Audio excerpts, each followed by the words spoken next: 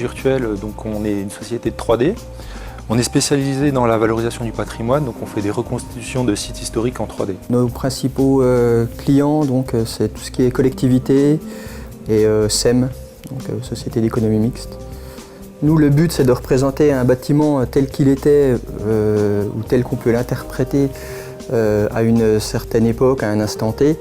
À l'origine, on est historien, donc on a fait des formations en histoire ancienne et en histoire médiévale. Et donc ça nous permet de mieux appréhender les sujets qu'on traite en 3D, donc aussi bien dans le dépouillage des sources que dans le traitement des images, etc. Donc nos principaux projets qu'on a réalisés pour l'instant, on a beaucoup travaillé sur la ville de Besançon, on a fait la citadelle de Besançon, mais on a également travaillé en Picardie ou pour la ville de Quimper. On a retracé soit l'histoire d'une abbaye pour Vauclair en Picardie, soit toute l'histoire de la ville de Quimper, toujours dans l'image 3D ou en application interactive. Parallèlement à notre volet activité pour le patrimoine, on a donc une activité pour tout ce qui est valorisation immobilière, mais pour tout ce qui est projet immobilier futur. On a travaillé notamment sur l'île Pasteur, qui est un quartier de Besançon qui va être remodelé. Donc on vient de finir le projet au début de l'été.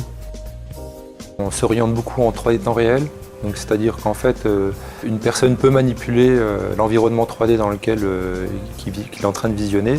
Ça permet de faire des promenades virtuelles, des choses un peu plus interactives. Donc on s'oriente dans ce domaine-là parce que c'est un petit peu le futur de la 3D.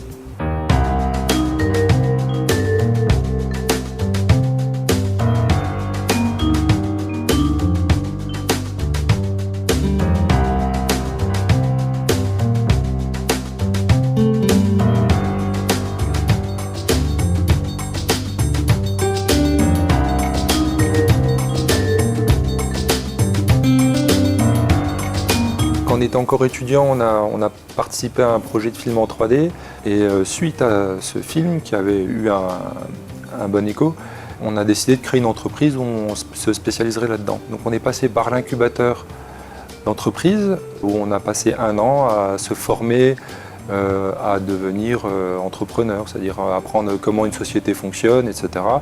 Alors, au niveau des difficultés de la création d'entreprise, c'est surtout les difficultés naturellement administratives. Savoir où se renseigner pour avoir la bonne information et se gérer entre nous, gérer le temps. Ça aussi, c'est une des difficultés qu'on n'appréhende pas forcément au moment de la création.